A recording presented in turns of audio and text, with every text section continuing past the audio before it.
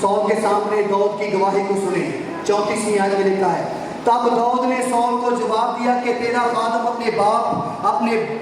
बाप की भेड़ बकरियां चराता है, और जब कभी शेर या रीछ आकर झुंड में से कोई बरा उठा ले जाता है तो मैं उसके पीछे जाकर उसे मारता और उसके मुंह से छुड़ाता था, और जब वो मुझ पर झपटता तो मैं उसकी गाड़ी पकड़कर उसे मार डालता, हलाक कर देता। तेरे खादम ने शेर और रीछ दोनों को जान से मारा है, सो ये नामख्तून फलस्तीन उनमें से एक भी मानद है, और इसलिए